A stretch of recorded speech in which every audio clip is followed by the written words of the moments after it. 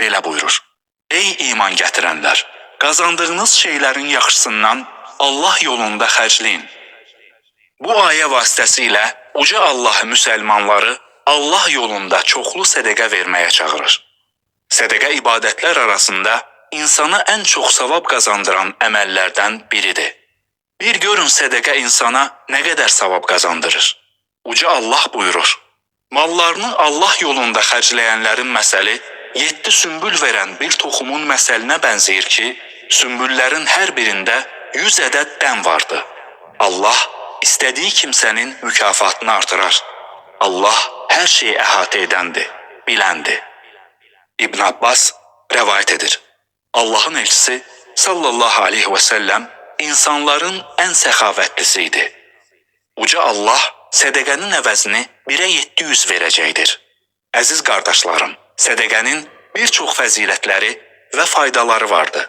Bunlardan bəzilərini qeyd edək. Birinci fəzilət: sədəqə Allahın qəzəbini söndürür. Allahı qəzəbləndirəcək bir əməl etmişsinizsə, yəni günah bir iş görmüsünüzsə, onun ardından dərhal sədəqə verin.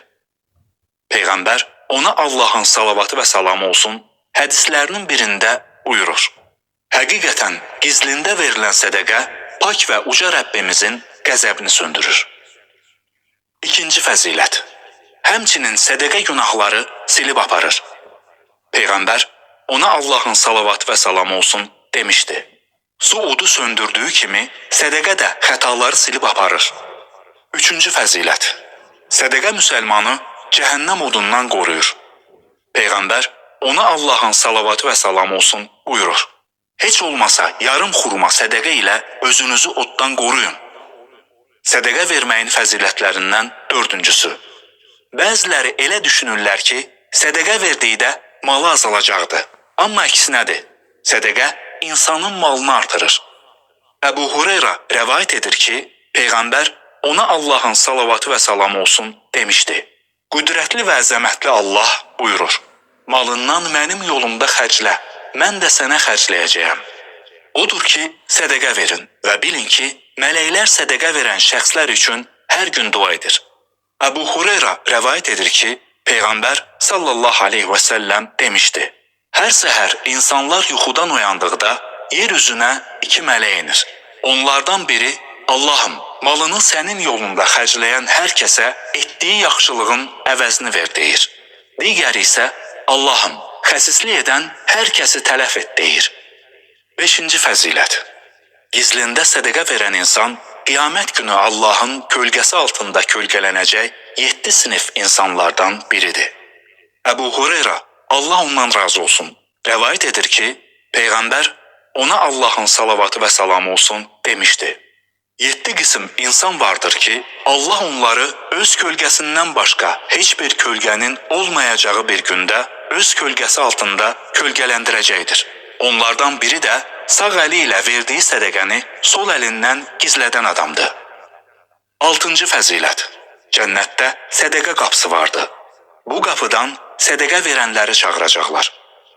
Peyğəmbər ona Allahın salavatı və salamı olsun, hədislərinin birində belə buyurur: Sədəqə verənlər sədəqə qapısından cənnətə çağırılacaqlar. 7-ci fəzilət: həmçinin sədəqənin fəzilətlərindən biri də odur ki, insan öldükdən sonra da onun sağlığında ikən verdiyi davam edən sədəqədən ona savab yazılır. Peyğəmbər ona Allahın salavatı və salamı olsun demişdi: İnsan öldükdən sonra onun əməli kəsilir. Yalnız 3 şey istisnadır: davamlı sədəqə, faydalı elm, onun üçün dua edən salih övlad. Həmçinin davamlı sədəqəyə su quyusunu da misal çəkmək olar.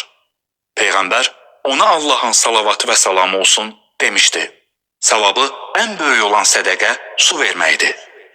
Ənəs İbn Məlik demişdi: bir gün Səd İbn Ubadə Peyğəmbərin ona Allahın salavatı və salamı olsun yanına gəlib dedi: Ya Rasulullah, mənim anam vəfat etmiş və malından kasıblara sədəqə verməyi vəsiyyət etməmişdir. Əgər mən onun adından sədəqə versəm, bu ona fayda verərmi? Peyğəmbər ona Allahın salavatı və salamı olsun buyurdu: bəli, verər. Sənə sədəqə olaraq su verməyi məsləhət görürəm. Digər rəvayətdə o: Ya Rasulullah, ən fəzilətli sədəqə hansıdır deyə soruşmuş, Peyğəmbər də ona su verməkdir demişdi. Bundan sonra Səd bir su quyusu qazmış və bu Sədin anası üçündür demişdi. Sədəqə verməyin fəzilətlərindən 8-incisi. Sədəqə xəstəliyi müalicə edir. Yəni sədəqə verməklə xəstəni müalicə etmək mümkündür. Peyğəmbər ona Allahın salavatı və salamı olsun demişdi. Xəstələrinizi sədəqə ilə müalicə edin. Dəyərli izləyici, hansı sədəqə daha fəzilətli sədəqə sayılır? Ən üstün sədəqə gizlində verilən sədəqədir. Uca Allah buyurur, sədəqələri aşkarda verirsinizsə bu çox gözəl. Əgər onu yoxsullara gizlində versəniz, bu sizin üçün daha yaxşı olar. Allah sizin bəzi günahlarınızdan keçər. Allah nə etdiklərinizdən xəbərdardır. İkinci olaraq ən əfsəl sədəqə sağlam və kasıb ikən verilən sədəqədir. Rəvayət edilir ki, Əbu Hureyra demişdi, bir nəfər Peyğəmbərin yanına gəlib dedi, Ya Rasulullah, savabı ən böyük olan sədəqə hansıdır? Peyğəmbər ona Allahın salavatı və salamı olsun buyurdu.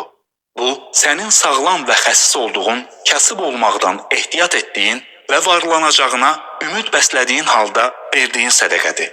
Bir də ki, sədəqə verməyi canın boğazına yetişən vaxtda özün də filan kəsə bu qədər verin deyə vəsiyyət edəcəyin günə saxlama. Çünki həmin vaxt mal dövlətin başqalarına miras qalacaq. Üçüncü ən əfsəl sədəqə ehtiyacdan artıq qalanını verməkdir. Uca Allah buyurur, səndən Allah yolunda nə qədər xərcləyəcəklərini soruşurlar. De, ehtiyacınızdan artıq qalanını. Həkim İbn Hizam rəvayət edir ki, Peyğəmbər ona Allahın salavatı və salamı olsun demişdi. Verən əl alan əldən daha xeyirlidir. Baxmağın vacib olan kimsələrdən başla. Ən xeyirli sədəqə zəngin ikən verilən sədəqədir. İffətli olmaq istəyəni Allah iffətli edər. İnsanlara möhtac olmaq istəməyən kimsəni Allah heç kəsə möhtac etməz. Dördüncü, insanın ailəsinə xərclədikləri. Əbu Məsud Əl-Ənsari rəvayət edir ki, Peyğəmbər sallallahu aleyhi və səlləm demişdi, bir müsəlman əvəzini Allahdan umaraq malından ailəsinə bir şey xərcləsə, bu onun üçün sədəqə sayılar. Peyğəmbər ona Allahın salavatı və salamı olsun demişdi. 4 növ dinar vardı. Miskinə verdiyin dinar, qul azad etmək üçün verdiyin dinar, Allah yolunda cihada xərclədiyin dinar və ailənə xərclədiyin dinar.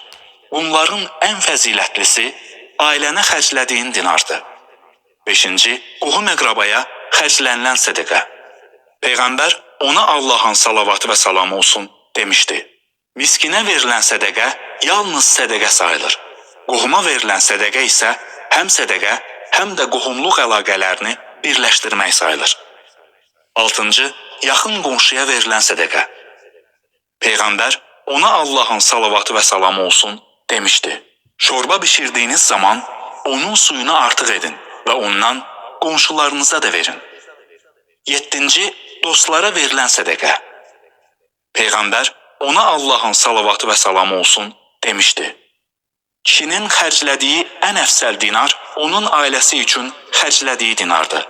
Sonra Allah yolunda cihad üçün istifadə etdiyi miniyinə xərclədiyi dinar, sonra da dostlarına xərclədiyi dinardır. 8-ci, Allah yolunda edilən cihada xərclənilənlər. Uca Allah buyurur, sizə yüngül gəlsə də, ağır gəlsə də döyüşə çıxın. Malınız və canınızla Allah yolunda cihad edin. Biləsiniz ki, bu sizin üçün daha xeyirlidir. Zeyd ibn Xalid rəvayət edir ki, Peyğəmbər sallallahu aleyhi və səlləm demişdi, kim Allah yolunda bir mücahidi təchiz edərsə, özü də cihad etmiş sayılar. Ha belə kim Allah yolunda bir mücahidin ailəsinə yaxşılıq edərsə, özü də cihad etmiş sayılar. İkinci Qarabağ müharibəsi zamanı etdiyiniz köməklər də bu növ sədəqədən sayılır. Bugün isə cəmiyyətimizdə nə qədər qazi və şəhid ailələri vardır. Onlara kömək etmək də bu növ sədəqəyə aiddir. Dəyərli izləyicilər, sədəqə haqqında çatdırmaq istədiyimiz məlumatlar bundan ibarət idi.